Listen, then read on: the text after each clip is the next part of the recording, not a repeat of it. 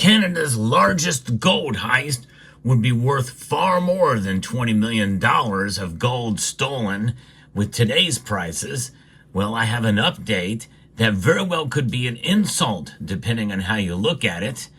Let's talk about it as we explore.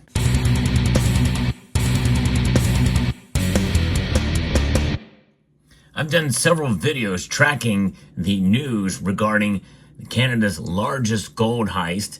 This is a big deal, something that very well could lead to a movie someday. You never know. That's not the update, by the way, but I think somebody should pursue that because that would make for quite a plot for a movie. Nonetheless, what I'm going to be sharing with you comes to us from aviation2z.com with the latest update in the Air Canada gold heist. Most of that gold is still missing, by the way. It's not been fully resolved, but there are some news updates that I want to give you right now. With the first one is what Air Canada is liable for. That's right. They have been proven liable and have been ordered to pay a sum of money. I'm going to get to that in a moment. But you and I, we acquire gold the old-fashioned way. We buy it with our own blood, sweat, and tears. And indeed, it does take a lot of time and effort for us to be able to save up to be able to buy gold. But if you're in the market to do so, I would hope you and encourage you to check out Summit Metals, the channel sponsor, summitmetals.com. Elevate your wealth. Now, gold and silver, both of these precious metals, but a lot of gold is flown by jet. In fact, we've been hearing about that lately, with gold being patriated to the United States from London with fear of tariffs, but that's another story. But Air Canada has been ordered to pay security company Brinks approximately $18,500 following a gold shipment theft valued at $20 million. Now, that seems like an insult, right? That's a pittance compared to the amount of gold valued at the time at $20 million, worth far more than that now. The heist occurred at Toronto's Pearson's International Airport, which has the airport code YYZ.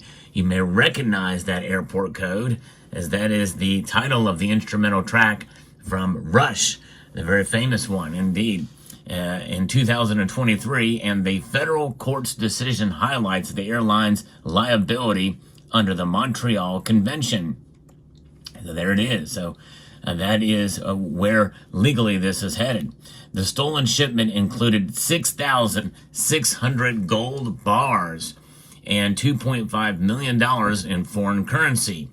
While Brink sought full reimbursement, the court capped Air Canada's liability, citing legal limitations. So that's right. So in a sense, Brink wanted to get a whole lot more money out of Air Canada, but there is some limited liability there. And many, as I mentioned in prior videos about this heist, there was some negligence with paperwork from Air Canada's part in all of this. Now, the theft unfolded on April the 17th, 2023, after a shipment from Zurich was offloaded at Air Canada's cargo facility at YYZ, Pearson Airport in Toronto. But by the time Brink's representatives arrived to retrieve it, the shipment was missing. Peel Regional Police later charged 10 individuals, including a former and current Air Canada employee, with orchestrating the heist. Yep, and as is always the case, or most of the cases, inside job is the suspicious, words that we use, or that's what we think of this happening here. Inside job. That's the first arousal of suspicion that we have when we think about things like this, and more often than not, that turns out to be right. And as is the case, it is here as well. And I tell you what, when you get gold and you steal gold, it becomes very easy to reconstitute it in a different form, melt it down. And likely that's probably what happened here. It's pretty amazing when you think about it. That much gold stolen so brazenly, and would have to involve a lot of individuals here. And so this former and current Air Canada employee, which makes me wonder, this person's still employed at Air Canada? And they're a current Air Canada employee? This is crazy. I guess maybe at the time they were current with orchestrating the heist, and the former employee kind of worked together with them. The investigation revealed that one suspect used a fraudulent airway bill to access the cargo, which was then loaded into a truck and driven away. That's all it took. Police suspect some of the gold was melted into bracelets, with 6 pieces alone worth $89,000 that have been recovered so far. The stolen gold shipment has become one of Canada's most notable cargo heists in general, and the biggest gold heist in particular. So that is something. Like I said, this is worthy of a movie. No question about that. They say that some of the gold may have been melted in a Toronto area jewelry store basement. The majority of the shipment remains unrecovered. Yes, very difficult, because again, look at all the gold you see here. This has a serial number tied with it, but coins, really, they have no serial numbers or anything tied to them, and likely they were bars, and they were probably melted down and reconstituted in a different form and sold off. Crazy. Of course, you would think if they were melted in a Toronto area jewelry store basement, that they would have cased that jewelry store and done forensic evidence research to see, because likely melting down that much gold is going to leave some sort of residue, some sort of fingerprint of some sort. The fact that they don't know that, makes me wonder, unless it was, maybe it was in one of those, and several of those jewelry stores were involved. I don't know. But nonetheless, this is something that remains unrecovered. While the court ruling holds Air Canada financially accountable to the extent permitted by law, the case underscores broader concerns about security vulnerabilities in cargo transport in general, and especially for gold in cash like this. For sure, it's a big problem.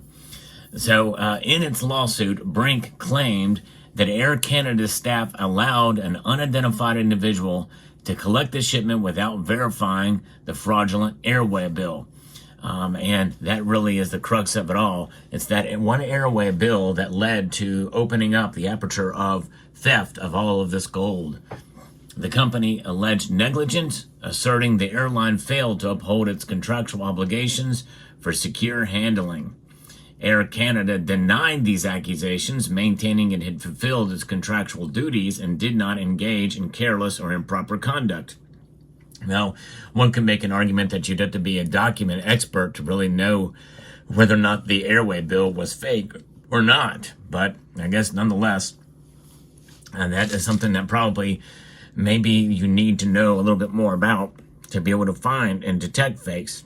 I don't know how well of a fake it was, but it did fool somebody, and likely probably somebody on the inside and outside, inside of Air Canada, let this go, for sure. Crazy. And so this Air Canada has denied these accusations, and likely in court, they had essentially ruled that Air Canada was liable. Federal Court Judge Cecily Strickland has made that ruling for the stolen shipment and is restricted by the Montreal Convention. So that liability is limited.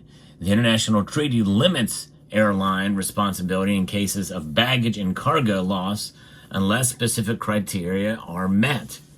The court determined that Brinks did not meet these criteria. Judge Strickland noted that Brinks failed to make a special declaration of interest in the shipment or pay an additional fee for enhanced supervision. So, as a result, Air Canada's liability was limited to $9,988 special drawing rights, which is roughly equivalent to only $18,500. That's it. And so, a pittance compared to the amount of gold that was lost. But nonetheless, I guess it's at least something. But at today's gold prices, it makes it even more of an insult. More of something that hard to believe that would be the limitation there. But who else are you going to go to unless you can really solve the crime and find the gold and be able to get compensation for it? So that's where it is. An amazing thing. there's the update. I don't really know unless they can find where this gold is, and likely it's probably long gone by now. I can't imagine that one jewelry store would have melted all of that gold. It seems like it would leave too much evidence there. It seems like it would have to be a ring of stores, and who knows if it really is in Toronto area. It would not make sense to do it there. You would pick another city. So I think there's more to this story, but let me know what your thoughts are down in the comments section below. What I like to do on this channel is to bring you the latest news in the world of precious metals, including precious metal crimes, of which this video will be a part in the playlist. So if you want to check out some of these stories of the past and where they're at, I hope you will check out that playlist. And also, trying to grow the channel. My goal is to try to hit 100,000 subscribers by the end of this year. That is a very high bar to reach.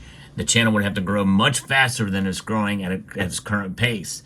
But if I do, well, there will be a special benefit, I think, to more than one person if we're going to make that. I'm going to probably announce that in a video soon.